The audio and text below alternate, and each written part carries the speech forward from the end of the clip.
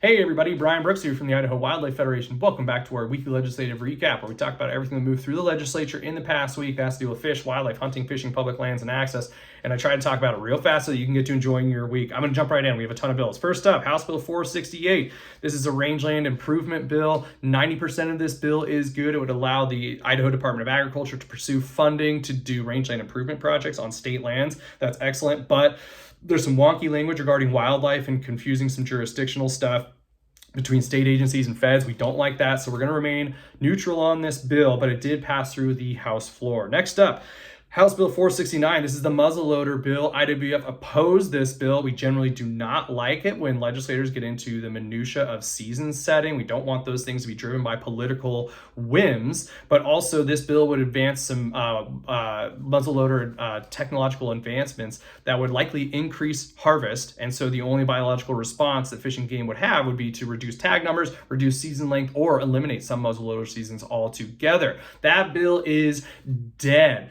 IWF is there to testify in opposition in person along with some other sporting groups, but it was mentioned by several committee members how many of you reached out in opposition to this bill. By IWF software tracking mechanics alone, we could see that almost 400 of you sent emails or connected with legislators, and we very much appreciate that. We couldn't have killed this bill without you guys. And just as a cherry on top, this was the chairman of the committee's bill. He introduced the bill in his own committee. It's incredibly hard to kill bills when that happens.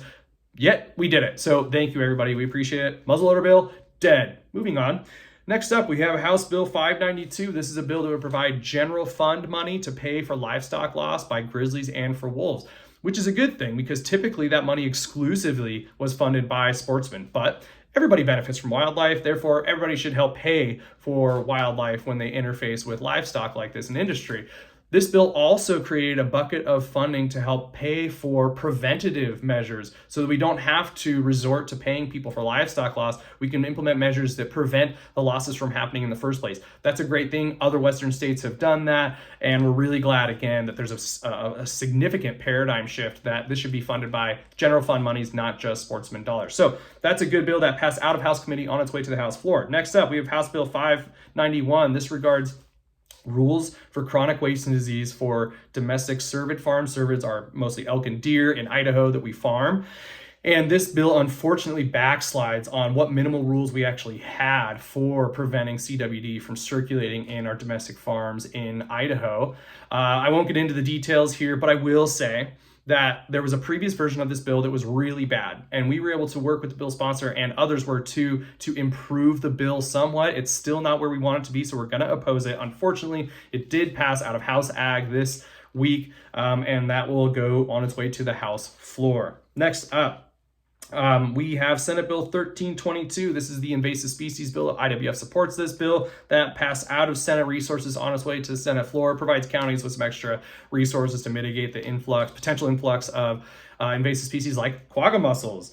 Next up, we have Senate Bill 1231. This is a bill that closes the loophole that says you can't buy your fishing license until you pay the fines that you've had if you've made some wildlife crimes like poaching or something else. That's a good bill, pretty simple and understand. That passed through the Senate floor on its way to a House committee near you. Next up, we have Senate Bill 1345. This is the Poacher's Paradise on Private Lands bill. Essentially raises the bar significantly for conservation officers to be allowed to enter private lands to investigate wildlife crimes. It would eliminate all compliance checks, creel checks, seeing how many birds people have killed on field hunting waterfowl, bait sites. If you look into private property, shooting an elk legally looks a lot like shooting an elk illegally. It would not allow conservation officers to simply go up and make sure people have a tag and a license. And that's not a great thing for trying to enforce protection for a public resource. We don't support that. That bill has not been introduced yet, but if you don't support it, we are asking you to take action and contact the senators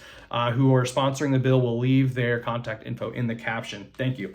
And lastly, these bills just got printed this last week. There's been no introduction. IWF doesn't have a stance on them, but we said we're going to let you know everything that happened, so here we go. House Bill 587, this is a bill that was just printed. This basically says that all non-residents have to go to a lottery for the general season big game tags.